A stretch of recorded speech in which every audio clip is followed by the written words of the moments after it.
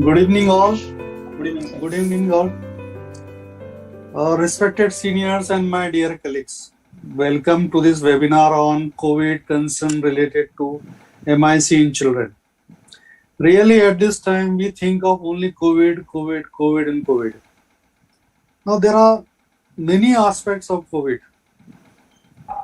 which we still do not know. This small mysterious RNA virus causes many problems when it is there, and it causes more problem when it is not there. Today we will try to solve this mysterious coronavirus problem in its absentia.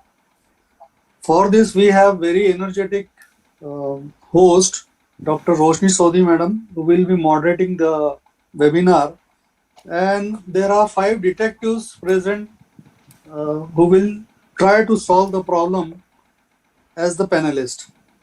Now they are very expert in their field, and I hope that they will solve this problem of post-COVID complication in a very effective way. I wish them, all of them, all the best. Over to you, Sodhi madam. Sandhya ma'am. Yes, before that, I will like to introduce our today's panelists. Actually, they are so good pediatricians and so famous intensivists that there is hardly, I think, any need to introduce. And as such also it is our close family gathering. So I will like to first thank Dr. Roshni. This is her idea actually. She has taken much more interest in COVID this year. So thanks and congrats Roshni.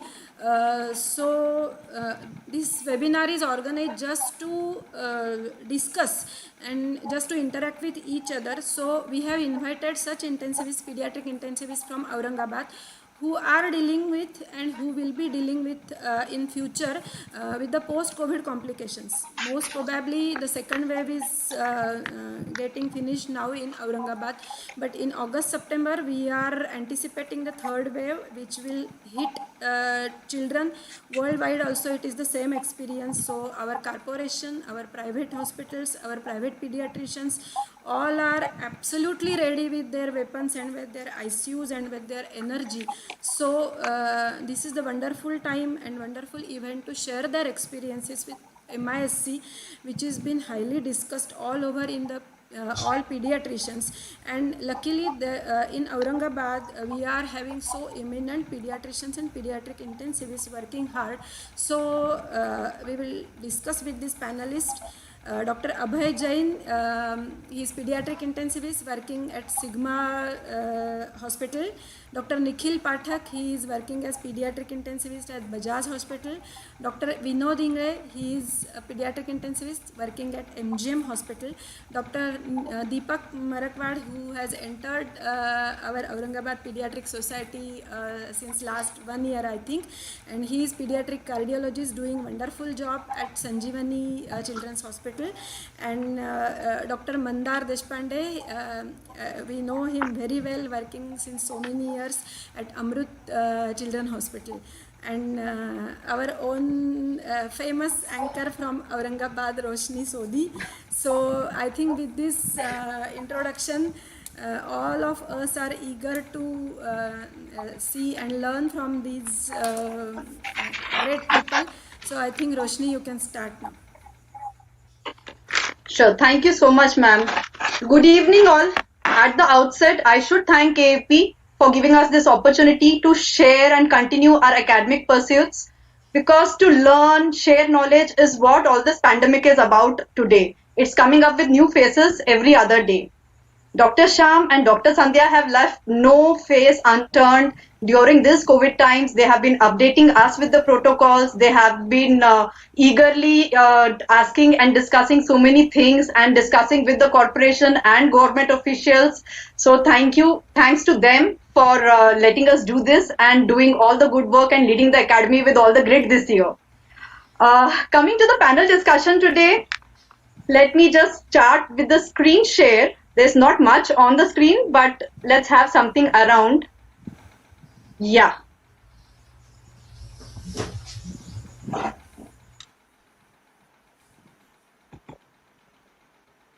Just a second till it goes. Okay.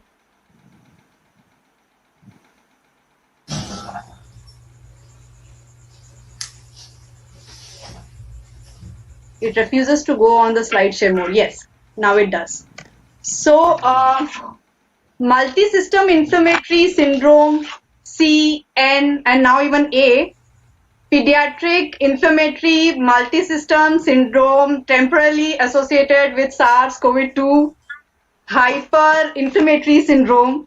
However complicated these names may sound to you, I assure you our panelists today are going to make it very simple and clear for a general pediatrician like me. Henceforth, we are going to call this disorder MIS in our presentation, and also with all due respect to all my who have actually seen these patients, treated these patients, to share their experiences. So coming down to acute COVID, we all know can be very mild, and most of our children, 80 to 90%, recover from this very easily. Some of them progress to the severe form, unlike adults who see a lot of severe. But MIS is something different. So the first question about when. Dr. Mandar, I would like you to take this. When does a child present with MIS? I mean to ask, suppose the child has had a primary episode of COVID, which may have been asymptomatic, mildly symptomatic, or sometimes even undiagnosed with just a family member being, contact being positive. So how long after that episode does this child present with MIS? Yeah, Roshni ma'am, and I agree with you that we'll stick to the word MIS-C or MIS-C. The PIMS-TS looks a little longer word and difficult to utter also. So let's stick to the MIS-C. So when does the MIS-C happen to a child? So most of the cases, the literature, they have suggested around 3 to 6 weeks after the infection has occurred. But it's very difficult to define the exact time when the infection has occurred and the MIS-C signs, the onset of the symptoms are seen. But in our experience, we have seen cases after 3 weeks to almost up to 6 weeks or beyond 6 weeks also after the initial infection. Since the surveillance, the testing has gone up in the second wave, we are getting a good history of testing. And so we can confidently say that it doesn't happen before 2 weeks, mostly. Having said that, few of the patients will have RT-PCR also positive and MIS-C, but that number will be very, very small. The most patients will come in a subset where they will present at about 3 weeks after the primary infection, which may be asymptomatic or which may be just a COVID contact or mildly symptomatic COVID infection. Okay, so most of you agree to this, that you see patients after 3 weeks of their primary infection, or any difference in the panelists? I have a little bit different view. Means Yeah. I have seen MIS-C in COVID positive patients. Means we have treated 3 patients who were COVID positive with multi-organ failure with MIS-C. And even if you go through the literature, 30% of the cases are of MIS-C are RT-PCR positive and serology both positive. So only thing which would I say, majority of them present after 3 weeks, but we should also keep in mind that with active COVID also you get PIMS, and we need to do a RT-PCR if the child has not been tested before.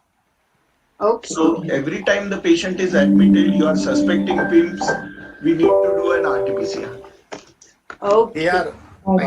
I do agree Yeah, with also- Nikhil, but the number of the cases which are actively positive COVID and landing into MS is very, very small. The literature also says it's not more than 5% of the cases. No, it is 30%. I think as we go ahead and we learn more about the pathogenesis, we'll get a better idea that how these patients present. So for the time being, we assume that a primary episode and maybe a few weeks later, 3 to 6 weeks later, is the time when we expect maximum MIS-C, but a few may present even in acute episode. Ma'am, Fine. Moving ahead from here. Few literature is saying it's up to like 2 to 6 weeks. Like it doesn't matter 1 week, but we can broaden that space 2 to 6 weeks. Okay. And the latest, up to 2 months, 3 months, 4 months, how long should they look after? कि कब तक आ सकता है? 3 months. 3 months is the upper limit. Okay, fine. Let's move on to the next one. Whom does it affect? Any risk factors, Dr. Abhay?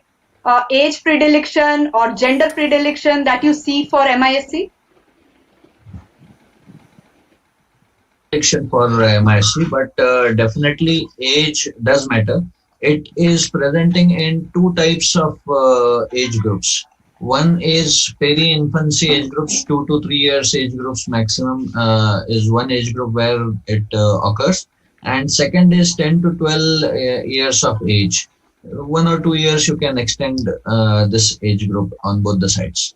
Depending on the type which we are going to discuss probably in next two questions, we will come to know which type will present in early childhood age and which towards adolescent side. Other than that, in foreign studies, what they have noticed is the African people were ethnically more prone for MISC, but Asians were surprisingly not that much affected in foreign countries. But in due course of time, when the patients started coming in our region, we realized that this is not true, and we are getting huge number of cases in our area also. So Asians are spared is a myth and does not hold true. Okay. Dr. Deepak, coming to you, are there any predisposing factors like some underlying diseases? हम हमेशा बोलते हैं when immunity is less, like chronic liver disease, chronic heart disease, these get more of COVID. So is MISC also more in such patients? Yes, I would like to focus on these things like underlying diseases or predisposing conditions. Basically, this term is predominantly used in adults. As far as pediatric age group is concerned, moreover, children with some underlying chronic conditions like chronic lung diseases, congenital heart diseases, moreover commonly seen to be like complex congenital heart diseases, immunocompromised patients, these are more prone for this severity of the MISC. Specifically speaking, regarding complex congenital heart disease, more commonly encountered like what latest Lancet and American Heart Association journal also explained very well regarding single ventricle physiology and heterotaxis syndrome. These are the complex congenital heart diseases where you can get some kind of severity of the infection. To summarize up in short, chronic congenital heart diseases, complex congenital heart diseases, lung diseases, and immunocompromised state. These are only the underlying predisposing things where you can suspect more progress of this MISC. Okay, fair enough. Dr. Vinod, can you just add in this whether the first episode severity has any effect? First episode was severe, so MISC is more? First of all, if first episode is severe, we have seen very rare cases or a very minimal number of cases where child presented with a severe first episode and later on landed up with MISC. Okay. Most of the children who presented with MISC to us, those are asymptomatic. Even they didn't came to know that they had any symptoms. Any family member was positive, and after 2 to 3 weeks when they had symptoms, so they turn out to be MISC. And coming to a literature also, when first case was like initial cases were reported from UK in 2020 also. So what they noticed mainly was this most MISC cases occurred in a previously healthy children. So this was a new finding which came out of literature. And what comorbidities they said it was seen in obesity, asthma. In those cases, MISC cases were on higher side. So to conclude it, it is not mandatory कि आपका पहला episode was severe, so you will land up in a severe MISC. It is nothing like that. In first episode, child will be a totally asymptomatic and still he can land up in a MISC. Okay. I totally agree with Vinod that most of the kids are presenting with MISC. Those are healthy people. They don't have any illness apart from fever and high inflammatory markers landing in this MISC. So that's something that everyone should look out for. It can be in anyone. Fine. There is also one theory that if the initial episode has a high interferon levels, this will give rise to less markers, means all the inflammatory markers are on lesser side. So if there are high interferon levels in the first episode, there are more chances of having MISC and less inflammatory. So asymptomatic children in the first episode have more chances of MISC later. Oh, so we have to watch out the other way. That's a good message for me and all our pediatricians too. Let's move ahead. Any disease, I think it's better to understand it from the very basic, and then we are very clear about how to manage and how to treat. So, Dr. Abhay, coming to you. Why does the simple viral infection cause so many systemic problems? This is one slide that I'm very fond of in COVID. So like we have seen in adults, the stage 1 and then lot of complications in stage 2 where there's a pulmonary phase. Then they go on to this COVID storm in stage 3.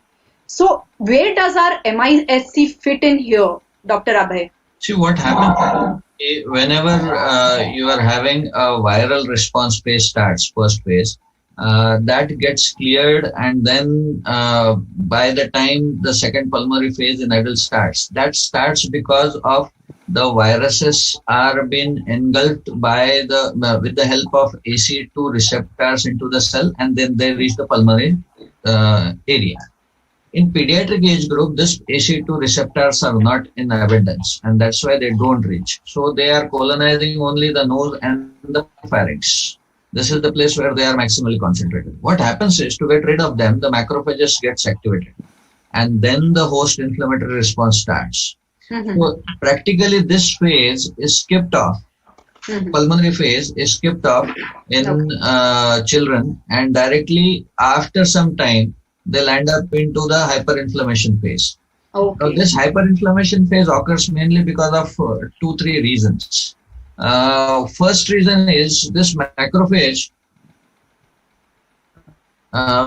when they get activated. Your voice is breaking a bit. So what Abhay is telling is somewhere in between this pulmonary phase. Okay? Yeah. I think I'm losing him again. Okay. I'll move on to Mandar. Mandar, what about this? Can you just take me a little ahead and tell me a little more about the pathogenesis? What happens actually? Yeah, as Abhay rightly mentioned that we don't get active COVID cytokine storm in the second phase of the illness, like in the second week of the illness, and they get antibodies, and these antibodies are mostly neutralizing antibodies. As we can see in this slide, if the antibodies are neutralizing, it will affect the binding of the, if you see a viral infection, you are faced with a viral infection, then the virus gets attached, then it gets into the cells, which is called as endocytosis, and into the cells they go uncoating, and they release the nucleic acid material, that is RNA release. This is how the virus behaves in the body. When you are neutralizing antibodies, like on this side, if you see that when the neutralizing antibodies are there, they block the initial attachment also and the initial uncoating also, and so the total viral load goes down and they clear the virus. Okay. And if you have in dengue also, we see the kids developing non-neutralizing antibodies. Similarly, if these non-neutralizing antibodies, can you please, if you see that there is a phenomena which is called as antibody-dependent enhancement of tissue damage. So if you see that when an antigen, the virus gets a non-neutralizing antibody, these non-neutralizing antibodies rather help the virus and the antigen to go inside the cells. So once it increases the endocytosis of the antigen and antibody complex into the cells, which causes macrophage, which gets activated, the cell which is a macrophage gets activated, and it releases what you call as a macrophage activating system, which releases a list of pro-inflammatory cytokines to name IL-1 and IL-6, and then that causes a cytokine storm and the damage, and in turn it also increases the viral load of the patient. So if you see the antibody dependent enhancement of non-neutralizing antibodies, that is happening with COVID antibodies. So most of the patients are IgG positive and landing into this disease. So the postulation here is that even if you see the surge of the active COVID infection happens, like after 2 to 4 weeks of the active COVID infection surge in the general population, a lot of cases of MISC are coming up because of the antibodies these are present in these kids, causing the enhancement of the disease process leading to MISC. So no wonder the healthy children, the good immunity, the antibodies that are coming up. So it's all a post-infectious inflammatory dysregulation, I guess, that's happening, and that's leading That to is also all like an abnormal, or you can say aberrant immune response to the antibodies, and that causes this MISC illness. Abhay is back here. Yeah, I'm there, ma'am. Yeah. Abhay, can you just tell me why this thrombogenesis, जो बहुत ज़्यादा thrombosis and we need to give a lot of prophylaxis for that also. Why that occurs? No, actually what happens is this macrophages are causing a damage to the endothelium, and they start growing below the endothelium. And whenever there is a damage to the endothelium, that leads to formation of microthrombi, and that releases the microthrombi into the blood vessels. Whatever the raw surface is presented, if you see in this picture, whatever the raw surface, lower down, whatever the raw surface is produced, that leads to production of the microthrombi, and that leads to thromboembolic phenomena later on. That is the main reason for production of this. Just wanting to add a little bit, as we all are aware of the Virchow's triad of thrombus formation. The Virchow's triad clearly states that first is the stasis of the blood. So when the blood flow goes down, as in MISC, when there is a left ventricular dysfunction and the blood flow, blood volume or the blood flow goes a little on a stasis type of movement, there is a high risk of developing thromboembolism. And MISC itself is a hypercoagulable state, and as Abhay mentioned, the development of microthrombi, that also leads to all this. So these are the three things in which MISC child is prone for thromboembolic phenomena. Okay, so that gives us a basic understanding that in whom it occurs, why it occurs, and what actually occurs. Let's see now. We all are clinicians dealing with actual cases. Now I come down to Nikhil. I am a general practitioner sitting in my OPD. What are the symptoms that a child will present with that I have to watch for? So sitting in the OPD during this COVID era, we need to be very vigilant. First thing, most common presenting symptom is a fever without source. Usually the fever which is presenting with MISC will be a high grade fever. Usually presenting symptom means fever as a presenting symptom of 3 days is found in only 10%. And as the days increases, it is found in nearly 70% that fever is there for more than 5 days. So recording in progress. The other thing which we need to see is the skin rash. The child who is toxic, having high grade fever spikes, is coming with a rash. Now there are multiple type of rashes which are seen in MISC. MISC is more of a vasculitis type. So you can see a complete erythema, a Kawasaki-like rash. The child is red and tomato colored child. There might be also a conjunctivitis. Now the specialty of this conjunctivitis, it will be non-purulent. It will be a non-purulent bulbar conjunctivitis. The child will have red eyes. The other important thing is you have written as red lips, the Kawasaki-like strawberry tongue, and the cracked lips. The more we are seeing is you will see a child with red eyes and cracked lips. So these with a high grade fever spike, these are the most common presenting symptom.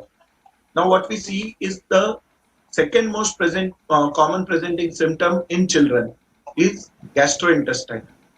So mostly the child comes with abdominal pain, vomitings, loose motions. There is a series in UK where they found that mix was presenting as appendicitis in nearly 35 patients. So diagnosed as appendicitis or confused with appendicitis? They presented as appendicitis. And later on they found out that it was because of mix the child was having appendicitis and were managed conservatively. So some of them even underwent laparotomy also. So that we don't want to say. But so first will be fever, second would be the gastrointestinal symptom. The third thing is irritability and neurological symptom. The irritability to neurological symptom in these children, they present nearly 20% of the children have some neurological component. It might be irritability, not accepting feed, and it may even present as seizures and encephalopathy. And the final thing what we need to see by the what I am talking as symptoms is the shock symptomatology. The child is not accepting, is having tachypnea, is having disproportionate tachycardia, is having blue limbs, a perfusion which is impaired. So that we see. So any child in this era, we should look for two things. Either we should look out for an active COVID. We should not forget it that still it may present as fever and gastrointestinal symptom. And the second thing, if you are not finding any source of fever, a high grade fever with any of these symptoms, we should think of MIS. Okay, now here I'll ask all my panelists. You all have seen around 200 to 300 cases. So each one of you can just tell me how many of you have seen, cardiac as the prominent, shock as the prominent, gastro as the prominent, fever as the prominent presentation. Abhay? See, most of the patient will come as cardiac prominent only, but I'll say more than that also, without any predelegation for any system, just with fever, rash, edema, that will be the most common presentation. Cardiac will be second. Mandar, how about you? Yeah, I agree with Abhay. Most of the patients landing with us are in shock. But having said that, they predominantly have fever and abdominal pain as their symptom. And the rash is the one thing which we commonly see along with this non-purulent conjunctivitis and red lips. GI symptoms are predominant and they present with shock. Neurological cases. What about Vinod? I will say, ma'am, as Abhay sir and Mandar sir said, cardiac are on higher side, but along with that, there are some cases, I will say almost equal cases of GI and CNS. Like if you have seen 30 cases, so 10 presented with a cardiac, but rest of the 20, like almost 8-10 presented with a GI and 5-6 presented with the CNS symptoms. So like GI and CNS. So cardiac and then GI. Okay. I would just like to add that these are the presenting symptoms coming to the ICU. What I would say in the general OPD, what we will find is a fever of 3 to 4 days, which might respond with antipyretics and may continue for 6 to 7 days. So if you are a general practitioner, this will be the bulk of the things which we will be seeing in the OPD. Correct. And Deepak, your hospital, what have you seen? I totally agree with our panelist because overall the common presentation as far as OPD basic concerns are there. The patient usually presents with high-grade fever spikes, not responding to oral antipyretics. Like usually, despite of 4 to 5 times of oral paracetamol, they are not responding to fever. Another entity is like rash, which is not classical like Kawasaki. It is non-classical Kawasaki rash. And another thing is conjunctival congestion, which is non-purulent. These are the prominent findings which I have moreover encountered in the last 6 months. Okay, Vinod, when they are in the OPD and coming with these symptoms, any particular signs that we have to look for and we should not miss as clinicians? Mainly, I will add up, as Nikhil sir said, to that any child who is a toxic looking, irritable or a lethargic, you should, in today's scenario, you should suspect a MISC. Febrile child, irritable, toxic looking child, if you get in your OPD, your first DD should be MIC. What is second thing is, in most of the children, tachycardia is not proportionate to the fever. Like suppose if you are expecting like for a fever, tachycardia should be around 110-20, but tachycardia will be more than that along with the fever. Then most of the children are present with a serositis, like polyserositis. They are having ascites, pleural effusion. So any child who is having a generalized edema, polyserositis, think of MIC. Other than this, as the Nikhil sir said, a few children has presented with a severe abdominal pain where we thought of appendicitis also, and later on they turn out to be a MIC. So coming to a conclusion, high grade fever, not proportionate tachycardia, irritable and toxic looking child with a polyserositis, generalized edema, anasarca you can say, who is presenting to your OPD with a rash, you should think of MISC. Okay. This thing has come up in many papers that I saw. BCG scar reactivation. Has any one of you seen this? No. No, ma'am. Like in our setup also we haven't seen in MD. Oh, okay. Fair enough. Let's move on to the next important part as a clinician that we use is investigations. So Dr. Mandar, some basic investigations that have been given as a step 1 guideline. What do you have to say about these and what is it that we should look for specifically in even CBC? Can you just guide us on that? Yeah. So once we are suspecting MISC, say for a fever more than 3 days with all the features which we discussed earlier, and we step in for investigations, the first investigation which we'll send is CBC, CRP, ESR. Now in CBC, if you see that most of the patients and presentations will have severe lymphopenia, the lymphocyte count is less than 10%. Most of them will have sick MISC, and most of them will have anemia and thrombocytopenia. But the thrombocytopenia part of MISC, when I've seen a lot of cases of MISC landing into shock also, the platelet count hovers around 20 to 80,000, not below 20,000, and maybe more than 80,000 in few cases. But in between 20 to 80,000 is a platelet count, and there is a leukocytosis with neutrophilic predominance and lymphopenia.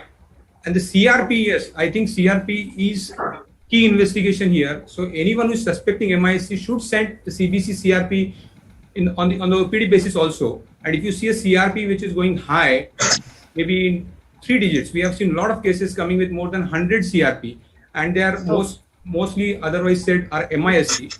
Then you get a ESR which increases later and which falls also later.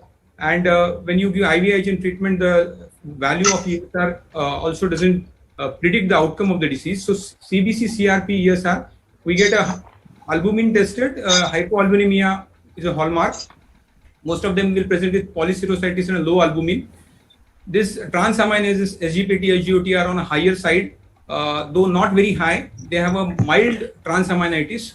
And if you are suspecting acute kidney injury, yes, creatinine, urea, these are the basic investigations we have to send in the first step, and you get a little bit of increased creatinine or maybe acute kidney injury in few patients. Having said that, I will also send a blood culture at the step 1, because by definition, if you are suspecting MISC, if you are trying to work out on a MISC, you have to look at other tropical infections. Though we are in a lockdown period and we were fortunate to see not see too much of staphylococcal infections in our day-to-day practice these 3 months, but definitely you should always send blood culture. And RT-PCR needs to be sent because you need to rule out active COVID also. Just one second. I request others to please be on mute because we won't be able to hear our panelists very clearly. Thank you so much. Yes, Sandar. Yeah. So RT-PCR as a routine we send just to rule out active COVID, and because though active COVID infection will have more of a lung type of illness rather than MISC type of illness where the heart is involved. Yes, still we have to complete the list, and RT-PCR also needs to be sent, and SARS-CoV antibody. Most of them will have IgG positive. I have seen most of the patients coming with IgG positive, RT-PCR negative. And these are the list of the investigations as the first step you have to see. Because having said that you are making a diagnosis of MISC and you are thinking of MISC, COVID antibody and RT-PCR has to be sent. Okay. I go down to the step 2. Dr. Deepak. Yes. X-ray ECG. Does it, because that is a very easily available tool to us. Yes. Is it having any significance in diagnosis or prognosticating? Yes, definitely. As far as these X-rays are concerned, any patients with mild tachypnea too, if we are admitting this patient, we need to go for chest X-ray. The common findings, if patient is severely ill or critically ill, or in case of shock, or if you are suspecting like cardiogenic shock, the patient will have classical findings on chest X-ray. Like patient may have increased CT ratio, cardiothoracic ratio, cardiogenic pulmonary edema, atelectasis, or viral pneumonia like pictures. These will be the common X-ray findings as far as critical ill patients are concerned. Yes, if you are looking at a patient who is mildly symptomatic, only high-grade fever spikes, no tachypnea as such, and only typical symptoms, so it's not like critical ill, so you won't get classical findings on chest X-ray. As far as ECG is concerned, I would like to appeal each and every pediatrician at least go for a 12-lead ECG as a baseline investigations. It is much more easier, cheaper, and available at level 1 and level 2 centers also.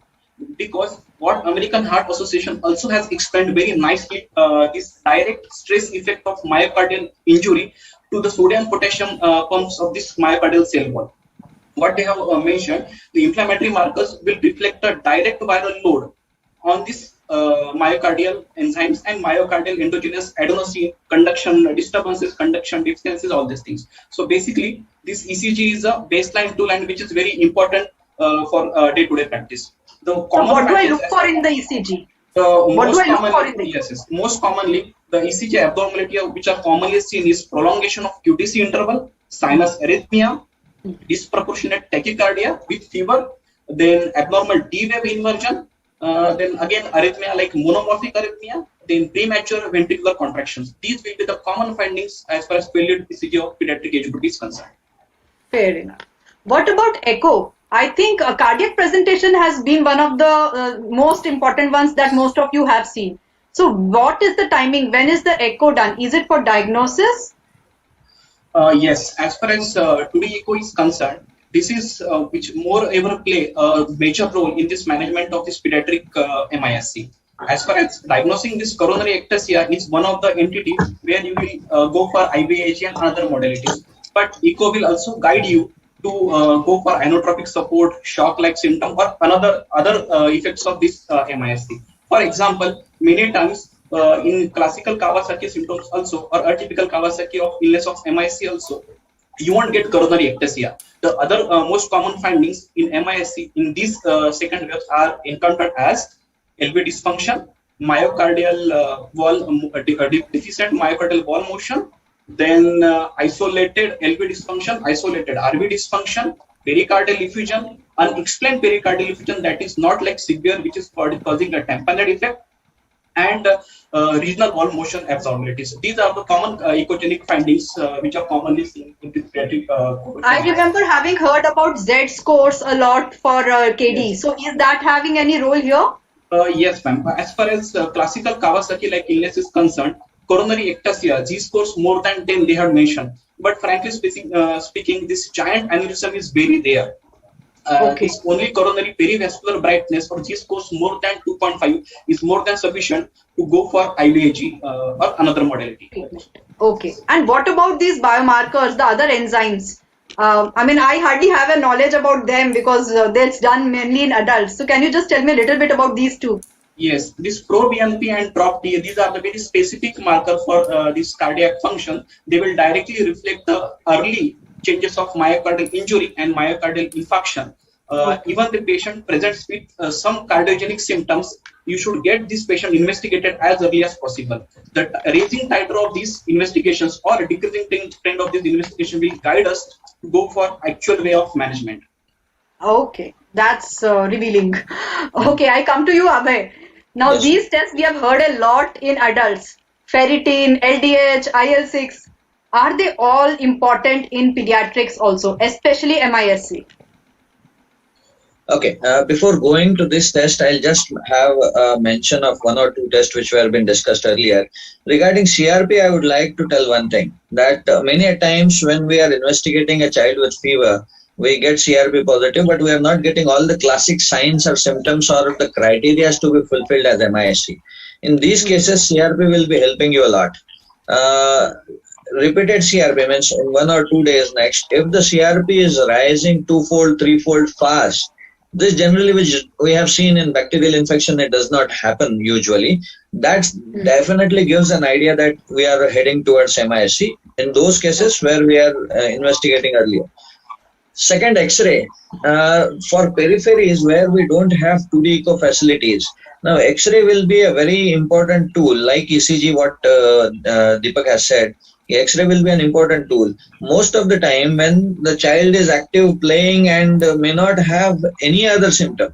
I was having one child who was admitted with me for UTI and his CRP was jumping, as I told you, and I did an X-ray. I was not having any plan of getting his echo done.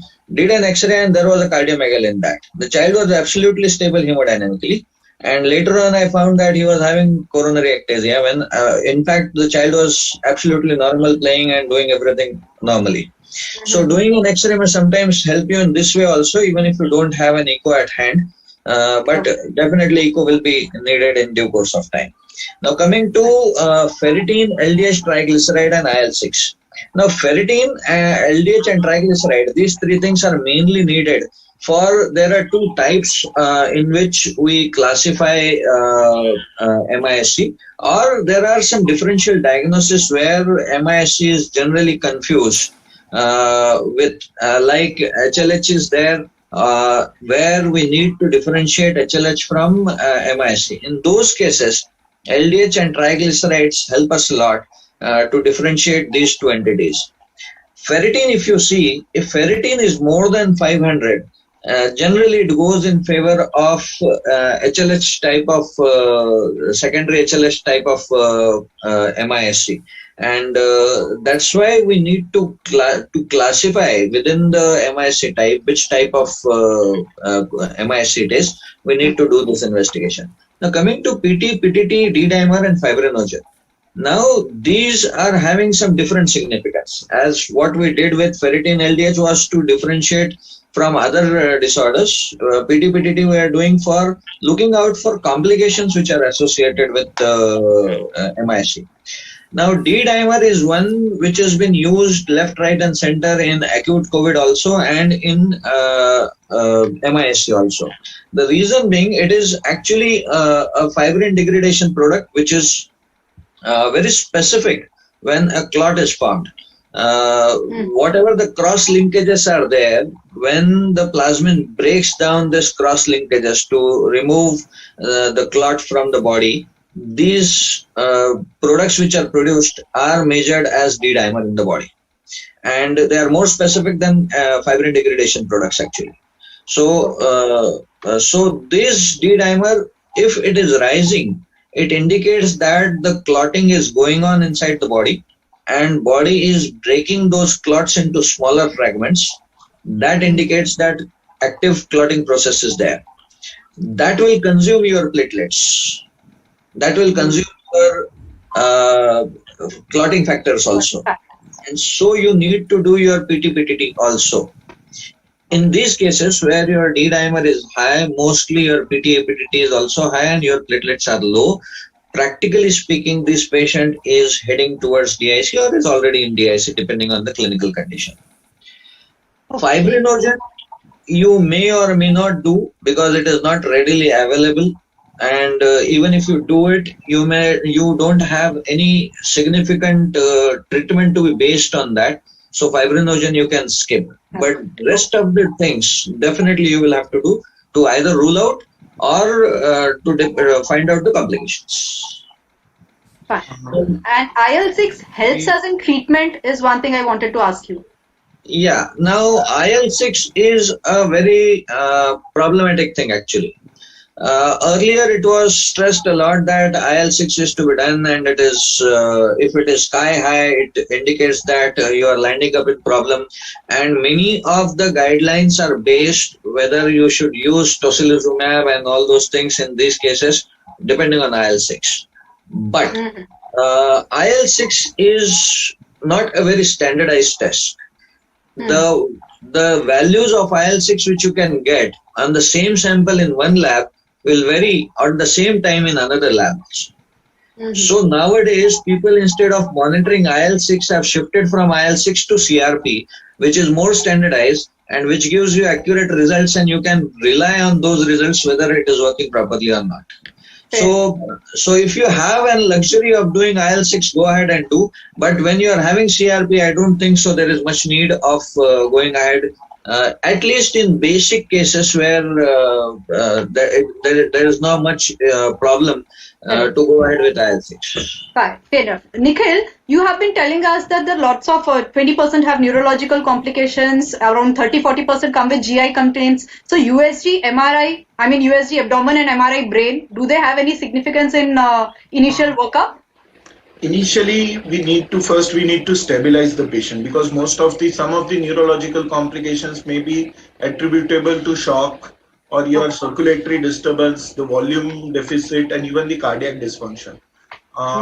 But patient presenting, we need to rule out other causes other encephalitis or any other thing, we need to do an MRI and a USG just to rule out any other complications, intussusception or an obstruction.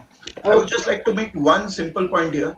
An absolute value of CRP more than 60, if you want to get a single value, if it is more than 60, it points to MIS. Okay. Fine. I would like to add one more thing. I would like Deepak is talking, yes? I would like to add one more thing. Any patient with significant coronary ectasia, LV dysfunction, if complaints of headache or excessive irritability, go for neuroimaging. You will definitely get some kind of findings at least. We have seen 2 to 3 patients where we could get like lacunar infarcts. One patient later on presented with hemiplegia.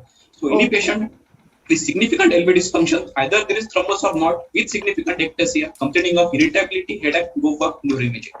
Okay. It might be complication to cardiac complications or thromboembolism. Ma'am, I would like to add one point. Yes, As we said, CRP is very basic and very helpful in deciding MISC. There is no doubt about that. Secondly, at this particular point, I would like to tell audience that all these markers can be increased in some other disorders also. So Yes. always keep your differentials open. Yes. Okay. And one last thing before we wrap up this investigation slide, CT chest is, one of the most seeked investigations in adults. How about in MISC? Though I didn't see many symptoms related to that, CT chest ever indicated? No. I have seen one with pulmonary embolism, Yes. one having consolidation, but not Okay. a specific COVID changes in any city. Fine. And ma'am, interestingly, in MIC, what is a different or distinguishing feature has been lung involvement is very less in MIC. There are cases where lung involvement is there, but if you compare it with COVID, acute COVID and MIC, lung involvement is on, I will say, on lower It's side. not primarily due to MIS. Primarily. It is because Yes. of the thromboembolic complications. And Right. one more thing I would like to add, ma'am. Yes. Deepak is there. Yes, if patient is having right-sided issues, where specifically I'm talking about cardiac illnesses like RV dysfunction or right ventricular thrombus significant, so you need to get for CT pulmonary angiography. You may get like pulmonary thromboembolism or something. Fine. Another good warning that I we have want got. to add one thing here. Yes, Nanda. That, as Vinod mentioned it very clearly that CT chest, there is no significant role over here. But keeping in mind active COVID, and if you find that the child is in lung injury or ARDS, it may get a role over there. Secondly, talking about IL-6, I have never done IL-6 till now and managed most severe cases of MISC. One was in ARDS also, bad shock. Because it is, as Abhay clearly mentioned and rightly mentioned, that the reports are not standardized. And secondly, CRP is a very good surrogate marker for IL-6. So serial CRP will help us guiding in the treatment also. And regarding COVID antibody, there is one study which has been published recently which suggests that the level of the antibody, that is the quantitative level of COVID antibody, correlates with severity of MIS. So if you get a very high level of COVID antibody, quantitative, then the child is likely to get into a severe form of MISC. This is a retrospective study which has been mentioned in UpToDate. Okay, that's very much in detail we have discussed about the signs, symptoms and the investigations that we need to do. I think it's time now to define. Mandar, would you help us to define finally a case definition to be given to MISC? Yes. So we have seen the definitions. There are various societies. We have given different definitions. So the Namakarana of MISC is very difficult when you go through various societies, but all of them have most of the things in common. And having said that, we follow a WHO definition or IAP definition of MISC. The CDC, WHO and RCPCH. The RCPCH was the first to give the definition of MISC. And having said that, there is a competition between the developing countries and the developed countries regarding the definition also.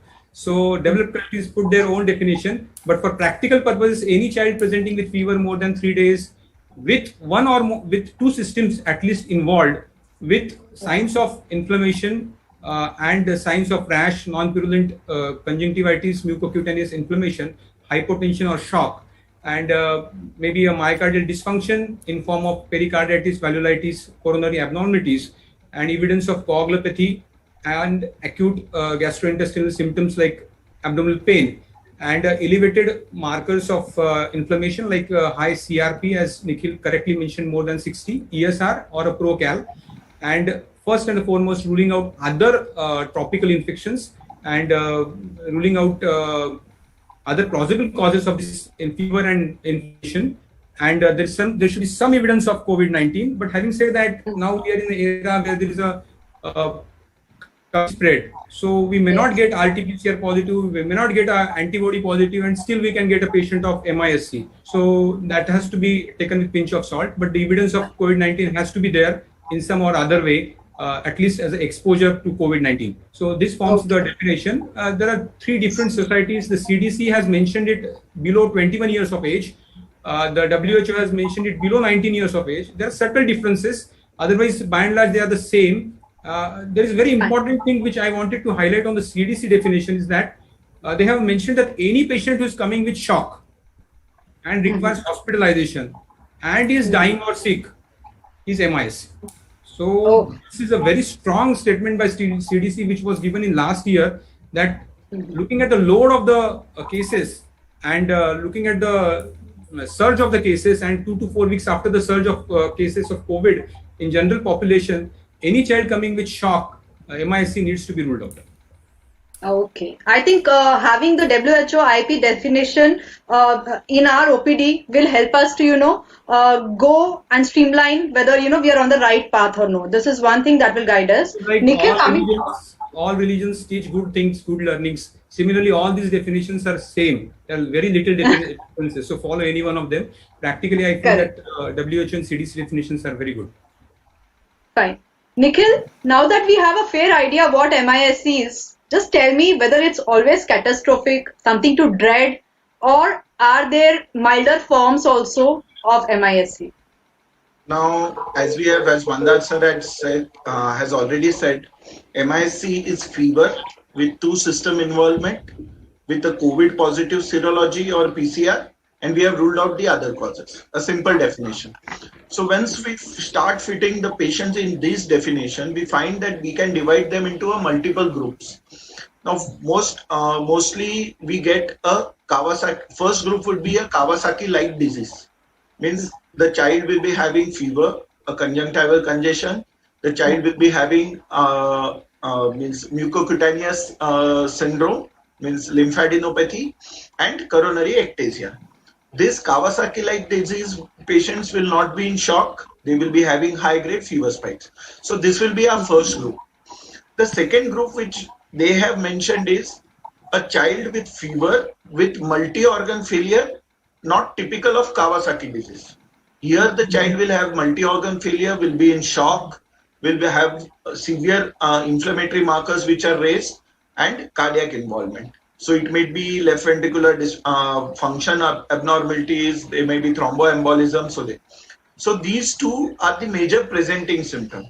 But there is a mild form of third symptom which we see the most commonly in our OPD, which I told in the beginning also, that this will be the major chunk people will find in the OPD.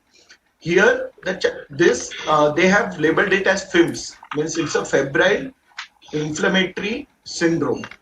So what we see is there is a fever of 5 days, 7 days. There is no major organ involvement. The echo will be normal. The inflammatory markers are raised. Now this will be the major chunk in the OPD.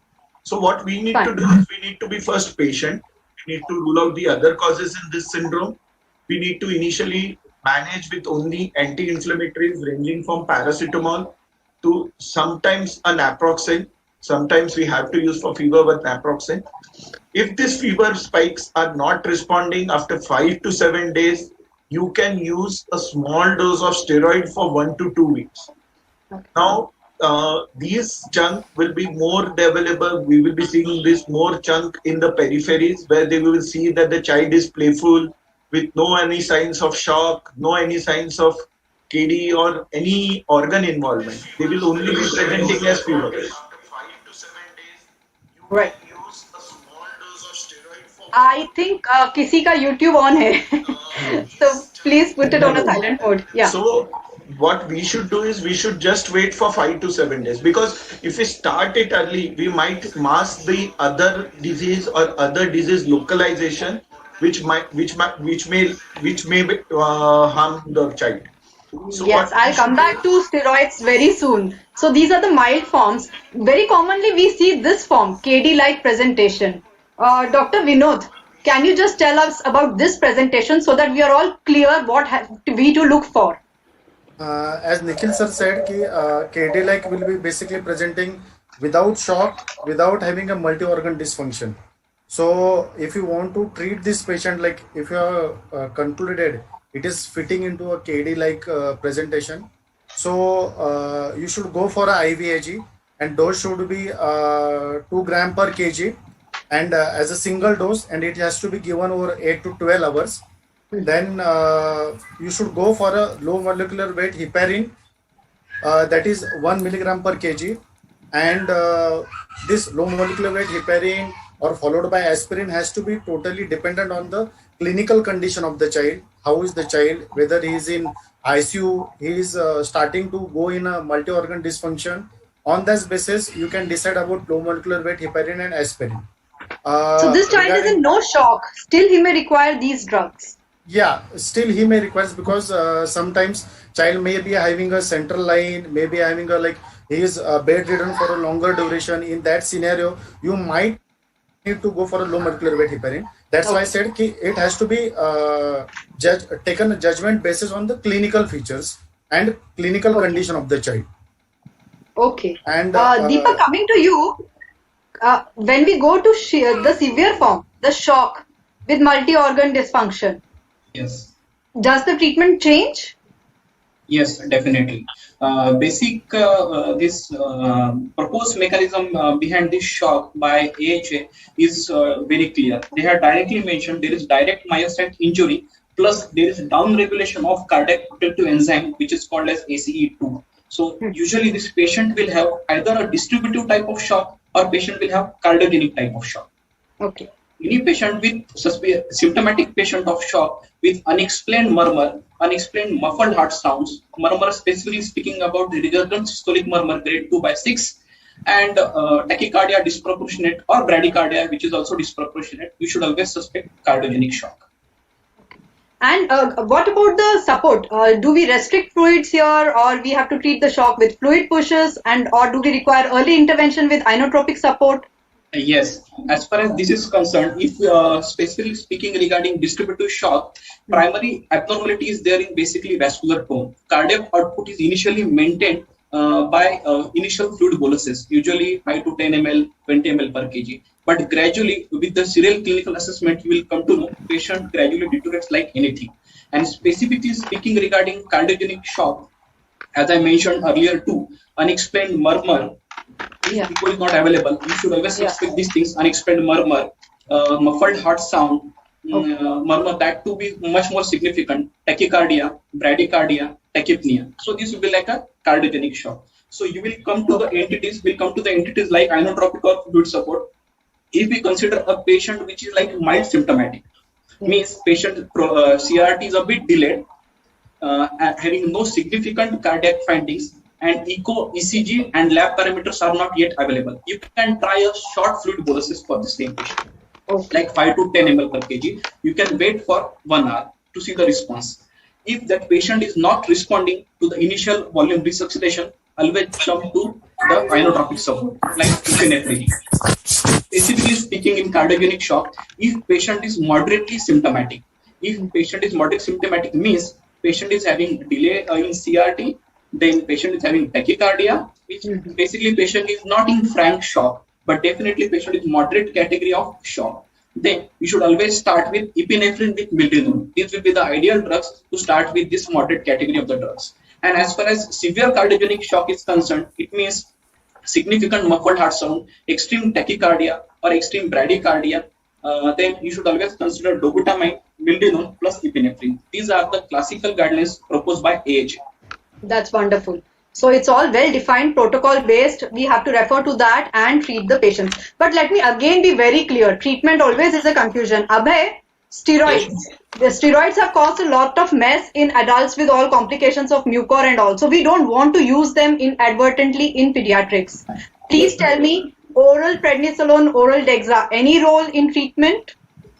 See, if you see for the guidelines, the initial part which was been shown, the intermittent means mild variety of MISC, except for that, there is practically no role in acute stage. Once you are planning to shift the patient from IV to oral, at that time you can shift the patient from IV to oral prednisolone and continue it for probably 2 to 3 weeks and taper it off and stop it. So prednisolone is there. Dexa, practically none of the bodies have recommended Dexa in pediatric age group. Everyone has recommended only prednisolone or methylprednisolone as the drug of choice. And practically we have been using those two only. We have never used dexamethasone in So giving a shot of Dexa in the OPD, giving a shot of Hydrocort in the OPD that is readily available is not a good choice. We should be very clear about when to use the steroids and how much to use. Deepak, what about IVIG? The time when you have to, sorry, Amanda, you're telling something. When you are thinking of MISC, you are sitting on a time bomb. So don't play with steroids. Either keep it in your ICU and systemically go with the protocol rather than giving an absurd dose of hydrocortisone or this thing. Second, adding to what Dr. Deepak has suggested regarding the cardiogenic shock, most of them will have gallop. So clinically, gallop rhythm is very common in this scenario. So it's a tender hepatomegaly and a gallop rhythm. Here the fluids has to be used very judiciously and hardly use the inotropes. Secondly, when there is a diastolic blood pressure which is on the lower side as compared to the systolic blood pressure, you will add a noradrenaline as a first line, and norepinephrine will start with that. And as Dr. Deepak has suggested, dobutamine or maybe milrinone if you have a severe variety of cardiogenic. Here the role of USG comes into play. Functional USG and functional echo helps us a lot in these cases. It's good to have a cardiologist in house. Okay, Deepak, what about IVIG? What is the indication? When do we start IVIG? I think till now we are very clear regarding IVIG. If patient is critically ill, if patient is critically ill with significant coronary ectasia, I think we will give IVIG as a first recommended dose, like 2 grams per kg. Okay. Now the scenario happens in such a dicey situation. If patient is symptomatically okay, that patient is not in shock, but the lab parameters are significantly raised, and echo is suggestive of isolated coronary aneurysm or isolated coronary ectasia. In that scenario, if patient is clinically stable and there is only one single coronary aneurysm or ectasia is noted and lab parameters are not too elevated, so that in that case we can wait for IVIG for 2 days. Again, after 2 days, get a 12-lead ECG done and echo done, then see about the course of the present illness, clinical scenario, clinical assessment. Then the another entity, like patient is moderately ill, lab parameters are too high, and these echo findings are absolutely normal. If patient is moderately ill, requiring inotropic support, give IVIG. And the last scenario, if patient is totally asymptomatic, means patient is admitted having some kind of tachycardia but not significant like shock, not requiring inotropic support, and echo is suggestive of more than one cardiac abnormality, like either a single coronary aneurysm plus LV dysfunction or coronary aneurysm plus pericardial effusion, always give IVIG. These are the proposed guidelines as far as IVIG is concerned. So maximum it is with clinical, a few cases where your lab findings or echo findings are very severe. Manda, what about IVIG and methylprednisolone, both to be given together?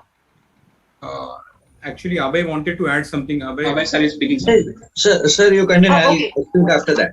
Sir, Mandal sir, continue. I'll speak after that. Yeah.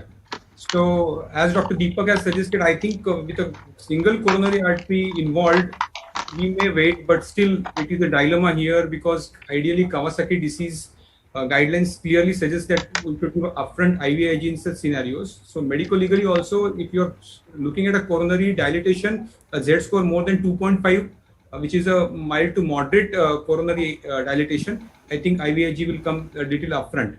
And as the question you suggested was, are there any studies regarding the combined therapy of IVIG and methylprednisolone? Yes, the retrospective study of 120 patients was carried out, and it clearly mentions that use of IVIG with methylprednisolone outscores the single use of IVIG or a methylprednisolone. So if the patient is clinically sick and is in shock, IVIG always should come upfront. Having said that, most of the patients are poor. In our region, we get admitted them late night, they come in shock. In that case, you give first dose of methylprednisolone, 10 mg per kg, settle them down and get IVIG as early as possible. Because IVIG itself is a thrombogenic drug. So if you add first a methylprednisolone, that will also help in that scenario, decreasing the overall inflammation and the endotheliitis part of that. Yes, there was a study which was conducted and which clearly mentions that there was a lower risk of high persistent or recurrent fevers. There was a lower risk of cardiogenic complications. There was a low likelihood of PICU stay, like PICU stay was decreased to 4 days as compared to 12 days when a single drug was used. And even the long-term complications of cardiac component, in which you say that the coronary is getting recovered, that is very good when you are using both IVIG and methylprednisolone together rather than using IVIG or methylprednisolone only. That the cost constraint is always there, but medico-legally we are always safe when a coronary vessel is involved. It should be IVIG upfront. That is I wanted to highlight. And that score, that propensity score, has been significantly suggestive of using glucocorticoids along with IVIG to help in MISC and MISC shock. Fair enough. Abhay, yes. Yes. Many of the things Mandar sir has covered. The main thing I wanted to bring in was, once you have a coronary dilatation, that is not the aim of treating KD or MISC. We have to prevent the coronary dilatation. That should be your aim of treating the MISC or KD. And that's why most of the foreign institutes generally recommend IVIG as first line of therapy, even without coronary involvement. No, I would like to add one more thing. Basically, coronary dilatation, that is isolated single coronary ectasia, that too not saccular, only segmental coronary ectasia. Guidelines usually don't suggest to be IVIG. More than one coronaries which are involved with ectasia, usually we should give IVIG. I would like to add something with our socio-economic status of Marathwada. What we need to be is IVIG costing, because it's already we see it's more in the 10 years to 12 years. The requirement of IVIG is huge in this age group. So whenever we are giving a decision for IVIG, we should be very sure that it has to be the primary modality. Even a high dose of steroids, means we have treated 3 to 4 cases where we are using a good judicious high dose of steroid, that is 30 milligram per kg, as high as that with a pulse methylprednisolone. We are able to prevent the use of IVIG. A serial ecos we can do, we can keep under observation, because we have to also see whether the patient in our area, because whatever patient we see, a 20 kg will require somewhere around 1.5 to a lakhs of costing for an IVIG. So even using judicially steroids and even giving it for a prolonged period with a good slowly tapering it down will help. So a single coronary artery, we can still wait. Even we have seen that patients having myocarditis have responded good to high dose steroids. A patient cannot afford We it. intentionally kept this discussion on this treatment part a little more because there are always controversies and these people have already experienced a lot. So we thought whatever they have been using, let's take a guideline from them. Last 2 questions related to treatment because we are already crossed the time and we have to wrap it up now fast. Vinod, I'll just ask you, please guide us when to give and how to give thromboprophylaxis. Regarding thromboprophylaxis, for most of the children with MISC, if you want to give a antiplatelet or a antithrombotic treatment, you need to look for, is there any contraindication, like how's the platelet count, is child having any active bleeding, is this having any bleeding diathesis. If suppose he is not having any one of this, you should go for a low dose of aspirin, upospirin. Dose should be around 3 to 5 milligram per kg. And it has to be given for 3 weeks, 3 to 4 weeks. There are difference of opinion regarding duration, but generally minimum 3 weeks has to be given. Coming to anticoagulant, if suppose child is having a like his venous thromboembolism chances are high, his case of recurrent venous thromboembolism, he's having a severe LV dysfunction, he's having a large aneurysm, coronary artery aneurysms, or is having a high risk, like he's a severe MIC, and D dimer is more than 10 times of the normal, you should go for a low molecular weight heparin. Okay. And dose should be 0.5 to 1 mg per kg. Okay. And it has to be, again, you can give low molecular weight heparin for 3 to 5 days. Once child is stabilized, you can switch over to the aspirin or ecosprin. Whatever I said, it always has to be taken in consideration with clinical condition of the child, and it varies case to case. And lastly, one point I would like to highlight, how you have collected sample for a D-dimer, whether it was processed timely, it makes a very difference in that. Like we have seen cases where D-dimer was collected within difference of 5 minutes and values have been changed. So it has to be collected properly, sufficient sample has to be taken, and it has to be processed timely.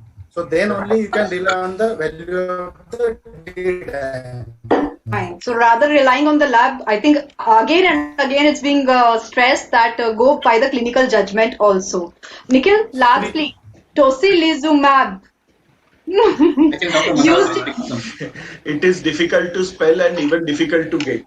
Okay. What we need to do is we need to remember is what are the indications. So what the literature says is a non-response to IVIG. Now we don't have specific guidelines, so what we take up is the Kawasaki disease guidelines. So what they say is after 36 hours of first dose of IVIG and steroids, a good dose of steroid, a 30 milligram per kg of steroid, if the child is not responding, that is the fever is persisting, the shock is persisting, the end organ dysfunction is persisting, sometimes you have to go for a second dose of IVIG and a higher dose of steroid. And some literature say that at this time also you can go for a higher immunomodulators. Now what they have said is for a Kawasaki-like disease, the most infliximab is a much better and a preferred immunomodulator than tocilizumab. And for the rest of the multi-organ failure disease, the anakinra or tocilizumab are preferred. Now, anakinra is not available in India. We need to be very sure about it. It is not available. So that is out of question. So only two drugs we have is infliximab and tocilizumab. So tocilizumab, if it is available, we can use it. And if it is a KD-like disease, I would prefer to use infliximab. But very rare conditions. I have not used it. Yeah, regarding tocilizumab, I just wanted to say that you need to be doubly, triply sure that the child doesn't have any other infection. Because it was severe immune suppression, and for the next 3 months, the child is at a risk of getting a severe sepsis if you use tocilizumab. So it has to be, as Nikhil has correctly mentioned, that it has to be used as a last resort. And when there are coronary involvement and the child is not responding to second dose of IVIG and a good dose of steroid, infliximab scores over tocilizumab. And coming to thromboprophylaxis, I just wanted to, Dr. Roshni ma'am, please unmute yourself here. Thanks. Yeah. Regarding thromboprophylaxis, as Dr. Vinod has clearly mentioned, all patients will go on aspirin. If there is a platelet count which is more than 50,000 and there is no contraindication for giving aspirin, all patients will go on aspirin for minimum 6 weeks. And secondly, MISC is a high propensity for thromboembolic phenomena. And if the child is really sick, and the criteria which he clearly mentioned, giant aneurysms and severe left ventricular dysfunction, in that case, obese child or a bedridden child, you need to give low molecular weight heparin, and prophylaxis should be at least started. And the prophylaxis is the half dose of the therapeutic dose, that is 1 mg per kg per day. If you are treating it as a therapeutic, then it will be 1 mg per kg per day, 12 hourly, that is twicely. Okay. Coming to you, Mandar, again, because medicine doesn't end with just one diagnosis. So please, in short, tell us how to differentiate from other very close differential diagnosis? Yeah, this is a very like Kawasaki disease and MISC features overlap, and Kawasaki is a disease of infancy, mostly 6 months to 5 years. MISC is a disease of little older age group, more than 5 years of age. Kawasaki will not have that much of high inflammatory markers like high CRP and high ESR and high D-dimers as compared to MISC.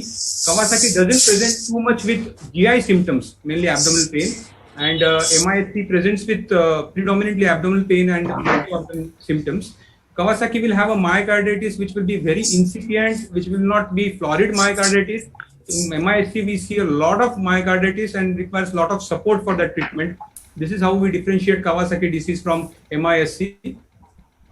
Coming to toxic shock syndrome, yeah, it is a very close differential, and thanks that we are having a lockdown and we don't get so many cases of sepsis. But definitely, this child needs to be screened for blood culture and needs to be treated with antibiotic, which will help in toxic shock syndrome. If you are finding it difficult to differentiate it from MISC, my choice will be ceftriaxone with clindamycin to start with, because toxic shock syndrome is a close differential, but toxic shock syndrome generally have multi-organ dysfunction setting in very quickly, and along with that high requirement of fluids and not much of cardiogenic component as compared to MISC. Sepsis is the same. You need to rule out sepsis with blood culture. And HLH, yes, HLH we have HLH child will be too toxic. Secondly, HLH child will have CNS manifestations predominantly, and they present cytopenias, bicytopenias or pancytopenias, and will have an organomegaly upfront, and they are too toxic. And here HLH, we see HLH, dexamethasone has a better role in HLH as compared to, but good thing is that HLH or say MAS, that is macrophage activating syndrome, or MISC, the treatment is the same. So we are rest assured that we can start on the treatment before going for the complete diagnosis, which requires bone marrow and various genetic studies. Coming to dengue, yes. Now dengue and MISC will have a lot of overlap, and we were thankful that was not a dengue season, but with the impending third wave, we will see, hopefully we should not see, but we'll see a lot of MISC cases cropping up in August, September, October. Again, it will be a dengue season. There will be a lot of overlap. The symptomatology is same. Initially, last 2 years back, when there was a patient of fever and pain in abdomen, we used to suspect dengue. And now here the fever and pain in abdomen, we are suspecting MISC. So they are overlapping syndromes, but dengue will not, the MISC will not have that much of thrombocytopenia. Dengue will have predominant thrombocytopenia. The dengue child, the rash is predominantly on the lower limbs, and the MISC, the rash is more of a confluent rash. Fever for more than 5 days in MISC as compared to dengue, in which the fever settles down on 4th and 5th day. Hemoconcentration is a hallmark of dengue, along with thrombocytopenia. Here, hemoconcentration is less likely, and these are the common features which can which will help us to differentiate between dengue. And serology is very important in these cases, because dengue serology will also guide us whether there is an overlap or a co-infection of or a correlation of dengue and COVID antibodies. So that will also help us to differentiate between dengue and MISC. Both will have serositis, and both will have most of these will have capillary leak and fever settling down and capillary leak following up. So there will be a lot of debate. So I gather a lot of clinical acumen has to be open, yes. Mandar. That's what you're telling us. Absolutely. To be able to differentiate between all of them. Over here that this is MISC and this is not dengue, but seeing a lot of cases of MISC, a toxic child coming with non-purulent conjunctivitis, MISC will come up instead of dengue. And at the end of all this, when we have discussed how the patient presents and we have treated them well, we have done the differential diagnosis, Deepak, can you tell us when do we discharge these patients? What are the discharge criteria for MISC? The discharge criteria for MISC is first and foremost is the symptomatology. As we have noticed, serial assessment of the symptoms, then serial assessment of the lab investigations, cardiac enzymes, as well as serial assessment of ECG and today echocardiography.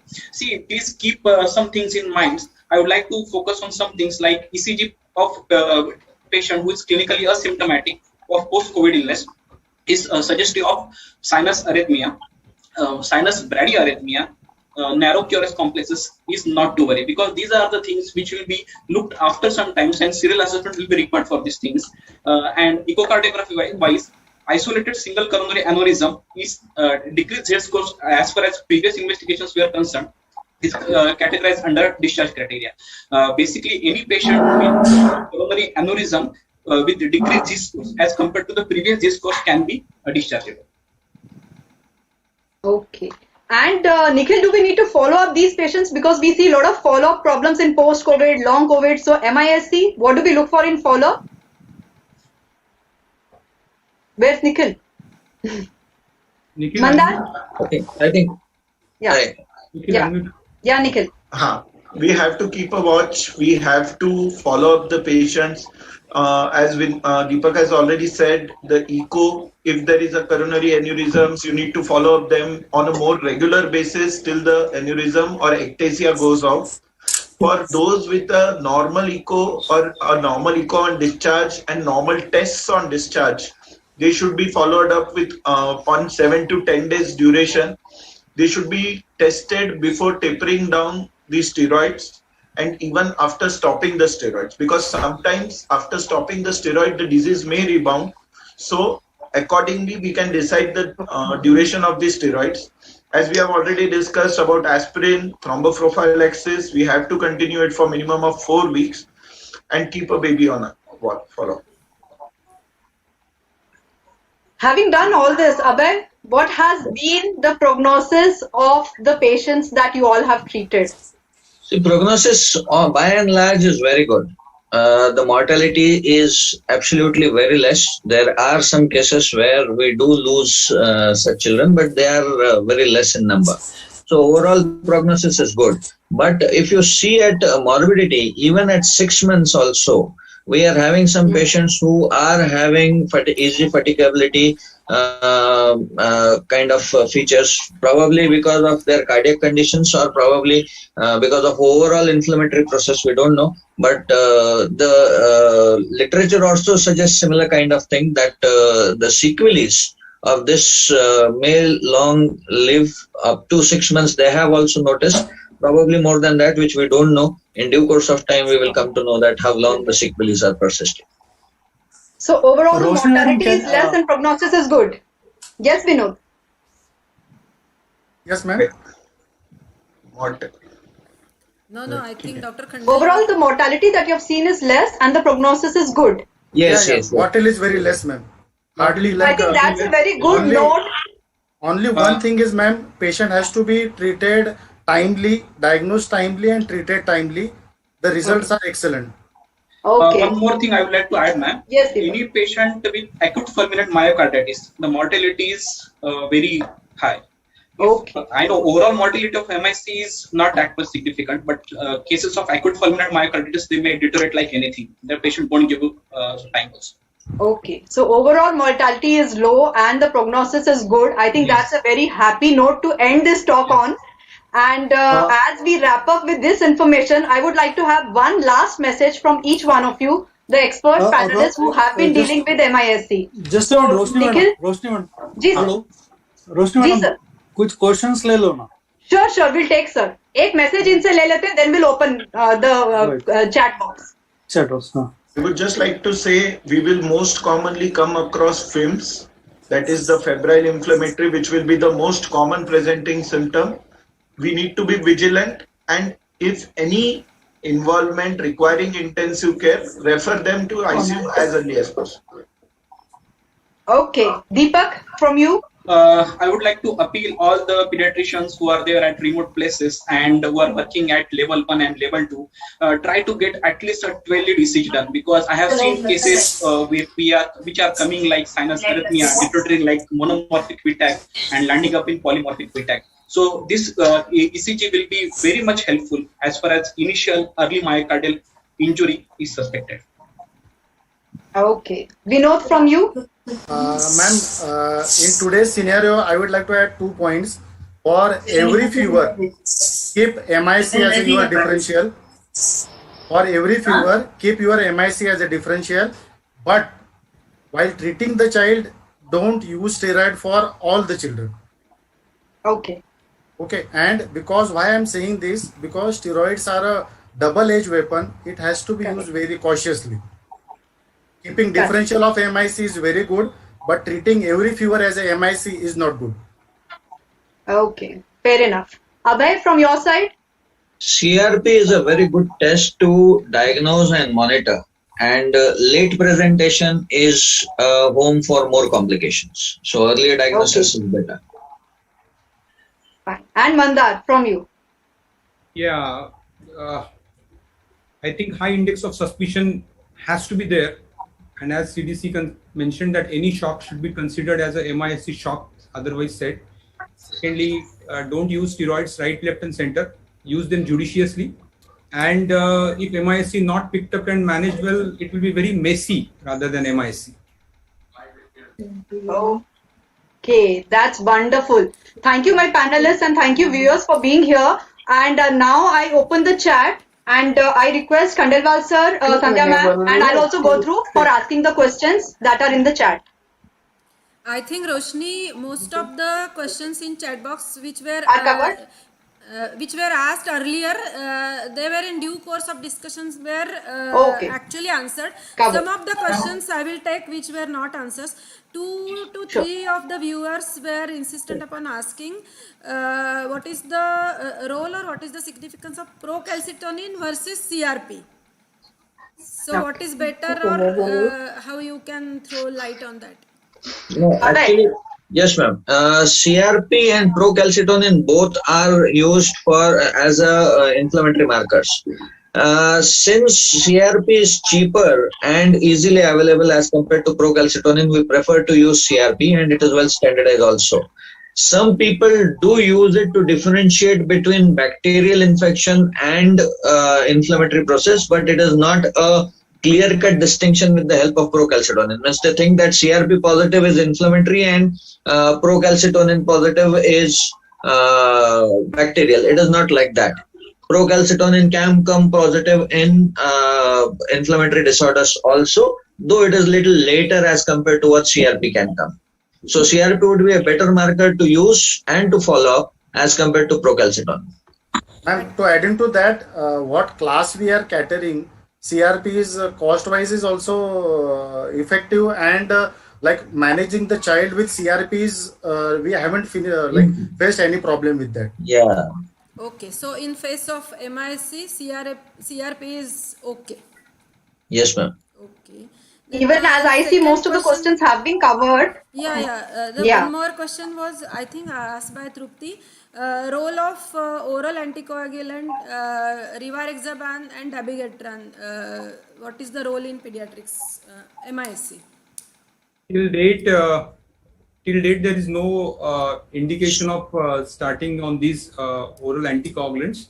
I think if the child is sick and requires a thromboprophylaxis, it's okay. Or if it is a very high D-dimer and a very high sick child with a thromboembolic phenomena going on, therapeutic treatment with low molecular weight heparin is sufficient, followed by aspirin.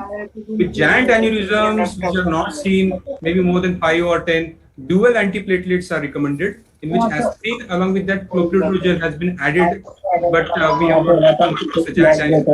Shrikant ji, please mute kariye. Shrikant ji, please mute kariye. I think there is no obvious role of adding an oral anticoagulant. Okay. One more question was, when in follow-up or in maintenance we use steroids, is there any role of methylprednisolone better than prednisolone? Can we say like that? Is it better than prednisolone? When we use oral in maintenance after discharge? Both of them are same. Both of them are same. The availability of methylprednisolone is much better. We have to use the dose equivalent. Abhay has already covered it. All of the steroids, they cause immunosuppression. We have to use an equivalent dose of prednisolone. It is easily available and we can taper it because we are more used to prednisolone in tapering. So much better. Availability is better. So much better to continue with prednisolone. Roshni, can you see any other questions which is a discussion of COVID without remdesivir I think is incomplete. So someone is asking any role of remdesivir? I would like to take this. Yes. Basically, if there is a COVID RT-PCR positive, it should be a less number of CT value. Usually here the CT value comes in significance. So if there is an active COVID with PIMS, remdesivir has is to be used, means we can use, though it is not the primary treatment here. The primary treatment here will still be IVIG, steroids, but if it is a COVID positive, it is an indication to use remdesivir, because we don't know how much viremia is affecting the patient, what dysfunction is due to the primary viremia, and what is immunomodulatory. So what we need to do is, if it is RT-PCR positive with low CT values, we need to use remdesivir. Remdesivir has to be used when there is an active infection. As we have already discussed, MIC is a post-infectious condition. What I am talking is active COVID with PIMS. This condition when RT-PCR is positive. Where RT-PCR is positive, we have to use remdesivir. In that case, you can use, but in general. In general, Vaidya sir is coming in. That's wonderful. Just here I differ. At this point, I will add, for remdesivir, it is not only RT-PCR positive. You calculate the day on which symptom has started. If it is within 10 days, then you have to use remdesivir. Otherwise, RT-PCR can positive even after 14 days also. But it is not non-infectious. So if it is within 10 days, then CT value will be higher at No. If it is a day 10 more than then, even CT value is less, we don't have to use. It is very clear-cut guidelines. But definitely, if it is less than 10 days and RT-PCR positive, then definitely. So RT-PCR in MISC we are doing only to get the COVID association, not for the active or late disease, because it can be positive after day 15, day 20 also. But definitely we have to do RT-PCR, but that will not decide line of treatment. The symptom duration is the main for remdesivir. Dead virus is also supposed to cause a positive RT-PCR. So if your presentation is like MISC, then treat it as a MISC. Okay. That is very important. Okay. And CT value, which is there is no definite CT value which would say that whether we have only live virus or dead virus. So at this moment, a CT value which is less is going to tell you that that is a dead virus is really difficult to say. But at the same time, what Vaidya said is basically, if it is less than 10 days, and if you have antigen as well as antibody positive, might use remdesivir. But at the same time, you are contradicting the saying that basically whether there is an antibody enhancement which occurs in COVID. So, see, on one side we are saying that we can use remdesivir, but at the same time, what we are saying is antigen body positive, and the child is in MISC. And we are using both. This is something contradictory. I think it really says that basically if MISC presentation is predominant, I think methylprednisolone immunoglobulin works better than your remdesivir. Otherwise, also remdesivir has no role as such in acute COVID now. So we should really forget about remdesivir. But at the same time, I have to say whether there is an antibody enhancement which occurs with COVID, nobody really knows. That is one. Secondly, we have seen patients who are coming with PIMS or MISC and where the antibody is negative. The CRP is in 300. ESR is in more than 100. The child is in non-purulent conjunctivitis. The child is already in shock. The child is, but the antibodies are negative. Here we are really stuck up socially, medically, as well as legally, whether we should really use steroid or not. There are occasional cases. They are not really rampant. But there are occasional cases where we are getting that antibody is negative and the child is literally in PIMS and there is no other infection. So these are very scare cases which we have seen. And these antigen antibody positive also we have seen scare cases. Probably Nikhilच्याच cases with दोन cases मध्ये बघितलं होतं आपण. बाकी ठिकाणी antigen antibody positive आपण फार rarely बघितलं. But still in second wave, we are getting lot of cases in early phase, as Nikhil has told. In particular, second wave, we are getting on day 3rd, day 4th positive RT-PCR with relatively a high index of suspicion. That is the main thing. Sir, basically, I don't do any investigations on day 1 or day 2 as a general pediatrician. It's better to do on day 3rd at least, TBC, CRP, just to get some clues. I just wanted to say that basically there is a lot of chunk of patients which are called as febrile inflammatory disease, which Nikhil has said, and we are getting patients who are more than 5 days fever, which is not remitting with paracetamol only, and their indices are going high, but there is no multi-organ dysfunction in the child. So we prefer to stay back till the 7th day of fever. And if the child is doing well without any multi-organ dysfunction, on 7th day we are admitting this patient and a low dose of steroid works wonder in these children. That is true, and that is a major chunk which we are seeing in Yes. OPDs. Absolutely. Yeah. Hello, Roshni. I would like it's Renu. I would like to ask the speaker whether they have seen MISN in any of their patients of newborns. I have not seen. Unfortunately, we are not added neonatologists in the panel. Sir, but let me ask. It's my question. yeah. I want them to answer. Yes, sir, please. Mandar, your side, you have seen anything? Yeah, we have seen one case which was in the last wave, not in this wave, and Okay. the child responded well to the routine management. There is a But question from literature does Girish. show we have a lot of MISN also coming up now. Trupti has seen two. Okay, Trupti has seen too. Fine. Yeah, GMC might be having. Yeah. Correct. There is a question from Girish More which I have not able to understand. If Girish is there, he can directly ask to the panelist. Girish More. This is an important message from Nilesh also coming here that WHO criteria पूरे होने के बावजूद dengue का patient detect किया है. So again it comes down to clinically you have to keep on judging. And what about the NS one? Is it false positive in the COVID patients? Because we see it many times false positive in other patients. IgM definitely we see. IgM false positive is very common because these antibodies cross react with each other. Antigen cross reacting is not known. So It's not a. antigen NS1 cross reacting is not known. So NS1 positive has to be taken seriously. But here what will help is CRP will definitely help in these cases. Because dengue will not have CRP raised, but your one of the main criteria for inflammation will be CRP in cases of MISC.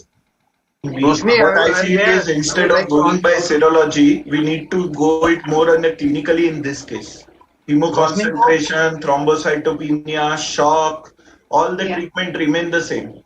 So what we need to Girish is coming in. see for this thing. I would like to ask to all the panelists, Roshni, now that they have studied the MISC so much, I have two questions. Is pediatric population being protected because of the different coagulation cascade for the active infection? Okay.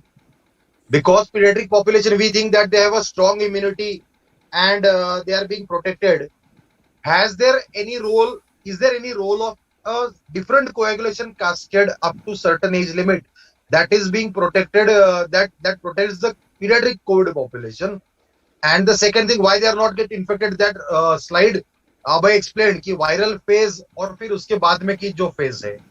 So macrophage activation बाद में हो रहा है, ये बच्चे COVID positive IgG आ रहे हैं, लेकिन active infection में नहीं आ रहे, लेकिन MISC में present हो रहे हैं, which we don't find in adult population. So has that altered coagulation cascade in pediatrics that has a role to play? I would like to ask these expert panelists who are in there. Okay, and the second thing I like to add, few of the FIMS patient what I am coming across, they are presenting fever with urticaria in periphery where people are treating it as urticaria. But there is definite itching and urticarial presentation, and then they are going, they are landing into FIMS or they are coming as MISC.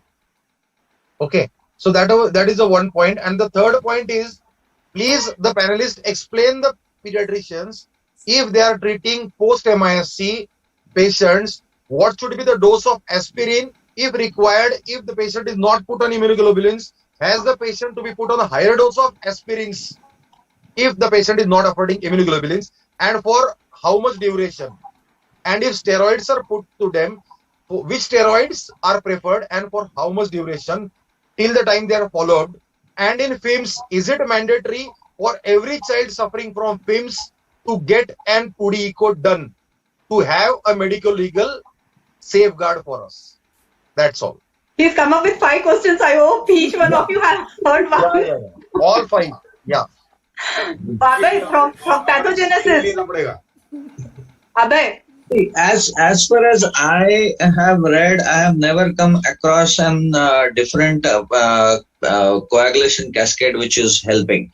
The main reason why they skip the pulmonary phase is because of the lack of AC2 receptors. That is what has been propagated.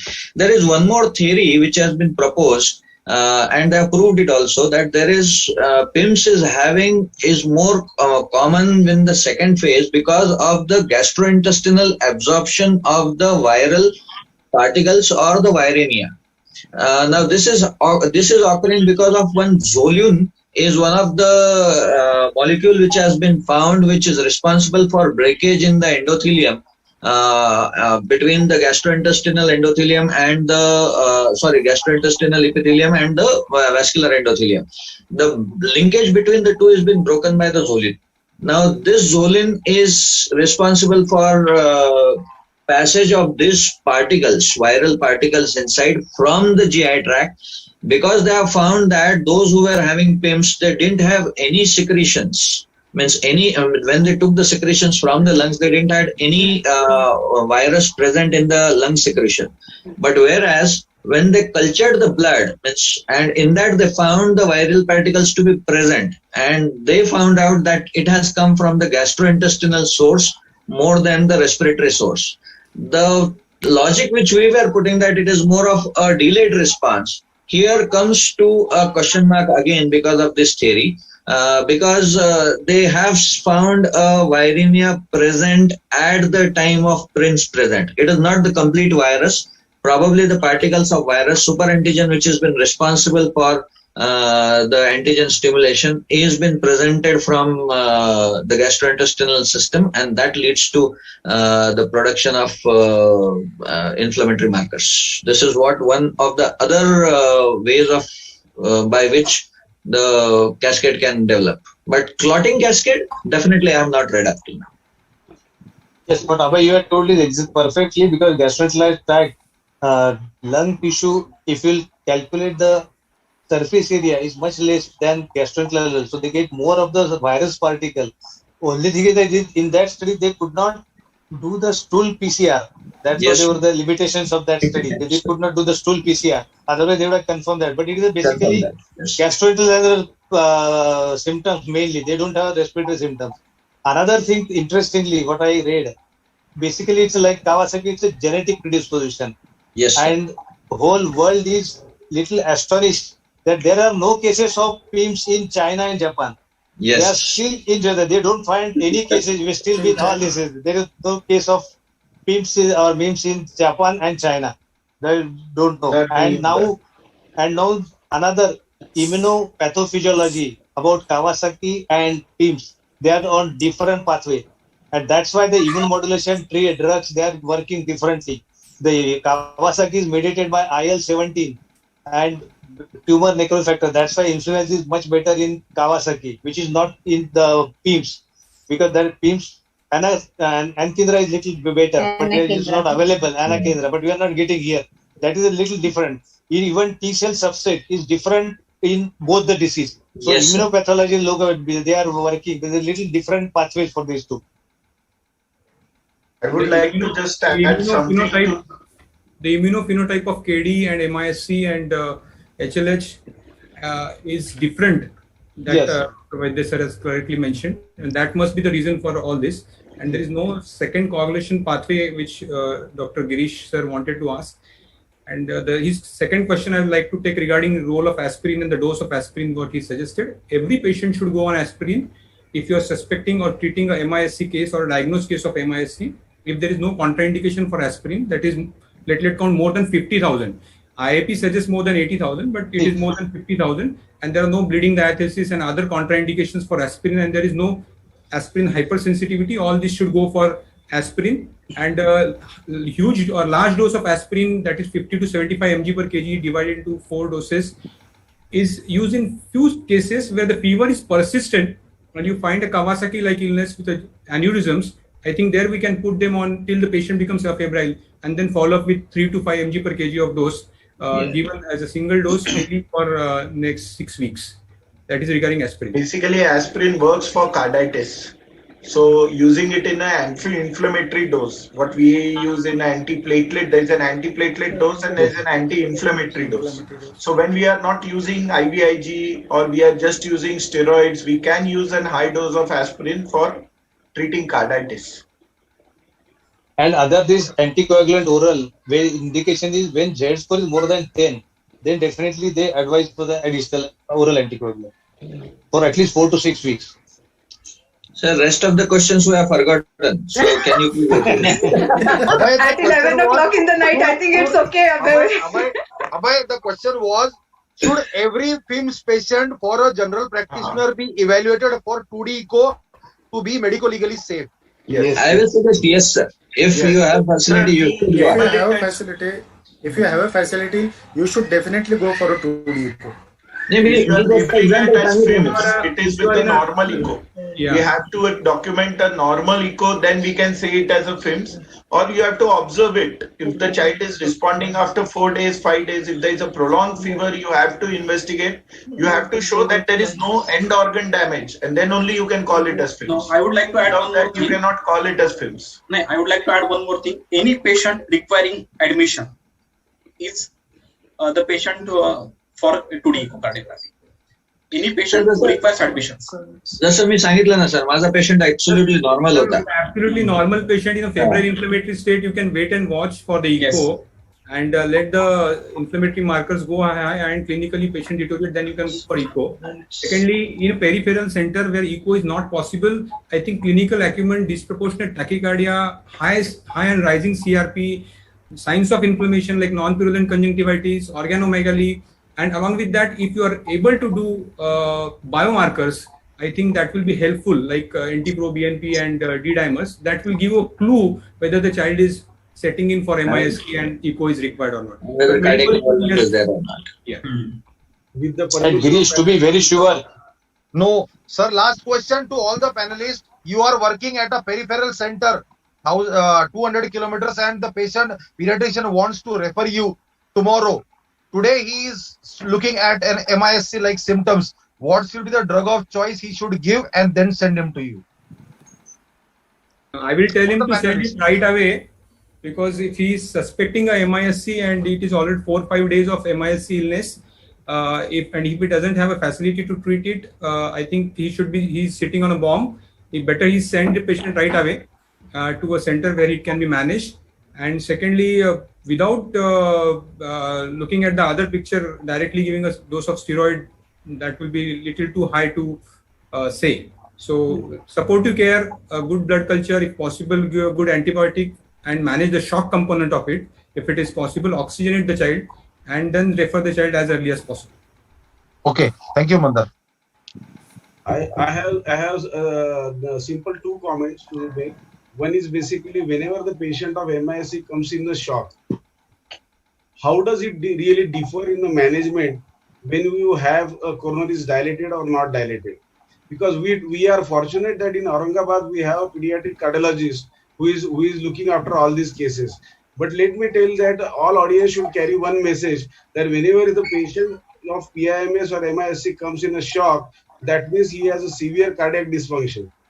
And the commonest cardiac dysfunction which we see is, one is myocarditis, second is a pericardial effusion, and third is a ejection fraction going down less than 50%. These are the 3 major things which can be seen by adult cardiologists also. And the last thing which we always talk about, Z-score, we have not seen any Z-score causing coronary aneurysms in our MISC patients. And usually by the time you discharge, all these most of the coronaries are normal. This is what we are seeing. So what I want to say is, basically you really don't have to have a pediatric cardiologist all the time in periphery. But if a patient comes to you in a shock state, if he has the features of myocarditis, if he has a decompensated heart, let us say that basically this child requires immunoglobulin as well as steroids, irrespective of what a cardiologist is saying. Is it that I can really give it to the peripheral pediatrician? Yes, sir. What expert says? Sir, you have correctly mentioned in the remote places where pediatric cardiologists, or for that matter cardiologists, are not there, and facilities for echos are not there. If the child is in a cardiogenic, here the cardiogenic shock has to be managed first, and the drug of choice in such scenarios will be IVIG and methylprednisolone. I think we'll Even have to sometimes- have a part 2 of MISC also, ma'am and sir. Please. There is a disclaimer. After 6 months, we will see a completely new guidelines, completely new investigations, and then we have to meet again. Yeah, and I'm completely new, Nikhil. Sir, I am going to remain the same. I agree with what Nikhil said, that if in periphery immunoglobulins are not available, high dose steroids can be Yes, short time. yes. That is the best. Even high dose of We aspirin have can also be treated given. 2 to 3 patients with high dose steroids, with high dose aspirin, who could not afford IVIG. Yes. And they have Very recovered. Means echocardiographically, the ejection fraction had increased from 45 to 60%. Yes, Nikhil, we I had would one not say that patient. we use You and steroid in me all had- cases. Me and Nikhil had In rare treated one cases, we patient. can. He was 30 kgs, and he recovered, Nikhil, with high dose of We recovered, steroids. yes. I do Yes, agree, 30 I do kgs. agree with using of IV steroids upfront in many cases because of the socioeconomic strata. Yeah. The peripheral centers which cannot afford IVIG or who are not able to give IVIG or IVIG facilities are not available. But that cannot be a blanket statement. Standard Yeah. statement. That cannot be the standard care, but You we are have just to saying. advise them IVIG first. If medical legally we want to be safe, I think we should write on the paper that IVIG is required and that patient is not affording or Not that- affording. That is the same. Okay. And secondly, we haven't got a lot of time. Like we don't know what this steroids, high dose steroid side effect will come. Like in adult, they are saying mucormycosis. If you use 30 mg per kg, we don't know after 3-4 months what new entity we will come to know. The thing is, it is the point of care at that time which is more important, because at that time, if he cannot afford an IVIG, 30 kg was 2 lakhs. If he cannot afford it, it was a dumb and deaf child. The parents were not ready to spend so much money. Secondly, I think These the are the maximum special dose of- situations where we are using it. maximum dose of methylprednisolone should be limited to 500 milligram and maximum One 1 gram, gram. 1 gram. If That's child- in 1 gram, not and 1 secondly, gram. IVIG also 100 grams. standardized, you have to standardize with the ideal weight of the child if the child is obese. This But was very previously interesting also- case. Still, it is 100 grams is the upper limit. This was very interesting case. Me and Nikhil together we managed that this patient was deaf and dumb, 10 years old child, and he was just itching. And his mother said that he had a fever since last 7 days, and he was getting treatment for urticaria and periphery. He was very poor farm laborer. And to our surprise, we found that all his blood parameters were fitting in MISC. His cardiac evaluation we got because of Nikhil done at a concessional rate, and Nikhil and me treated him together with high dose of steroids and high dose of aspirin. And today we have discharged this patient after 10 days. He is fit and fine. So I would Echocardiographically he has improved. yes, 45% ventricular. Echocardiographically is 45%, ejection fraction is 60 today. Today it was 65. I hope Yes. we have many more such success stories to see. Yes, yes. And before 2 of my panelists are already in the sleeping mode before they doze off, I think it's just an indication that we have to keep on learning, reading, updating ourselves, and maybe meet again for a second panel of MISC whenever we have new guidelines coming up. So from my side, I think it's time to sign off. Your call, ma'am and sir. Yes, yes. Thank you so much, Roshni, for a wonderful moderation that you have done. And I remember in neonatal COVID also, it was just difficult to stop. And the wonderful moderator and our experienced panelist, and to add the flavor, such a good gathering of our senior pediatricians and eager to know other pediatricians from every institute. So it's a wonderful discussion. It was really a need of our, and we haven't only discussed within us the city pediatricians, but I think we have discussed about the peripheries, what they can do. And I think in the crowd I can see some of them also in the Marathwada region. They have also joined, and the link will be available on YouTube, and those who have not attended this program, they will surely go and see. This was just a precious discussion, and I think with all these things, with the discussion on neonatal COVID, discussion on pediatric COVID, and now MISC, I think we all are ready to face the third wave in Aurangabad. I'm really proud of again Aurangabad Academy of Pediatrics. We are blessed with such a wonderful senior pediatricians and all the enthusiastic, hard-working intensivists. I don't think there is any lacunae in our group now. So all the best to everyone to face the third wave. We are together, always together. All the best. Good night. Good night. Good night. Thank you. Good night.